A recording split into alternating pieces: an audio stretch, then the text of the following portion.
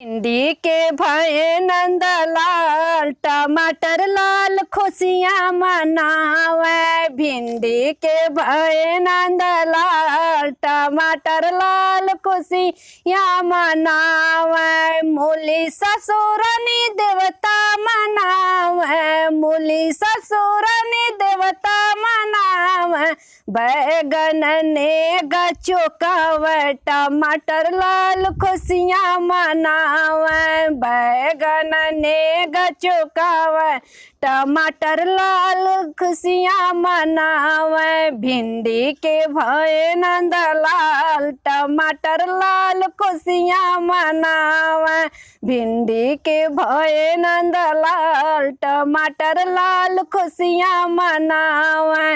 लौकी जेठनी रानी पिसुआ पिसावे, लौकी जेठनी रानी पिसुआ पिसावे।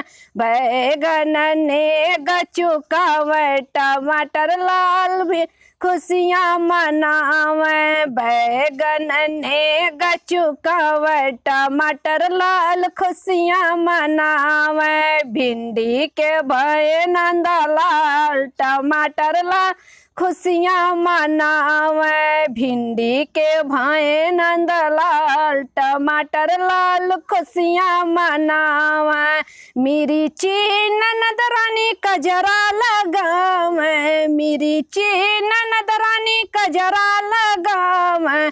मिर्ची ननद रानी सौरी पोतावे। बैगन ने गचुकावे, टमाटर लाल खुशियाँ मनावे। भिंडी के भये नंद लाल, टमाटर लाल खुशियाँ मनावे। कोहड़ा देवरा राजा बंसी बजावे, कोहड़ा देवरा राजा बंसी बजावे। आलू और गोभी मंगल गावे, आलू और गोभी मंगल गावे। बैगन ने गचुकावे, टमाटर लाल खुशियाँ मनावे।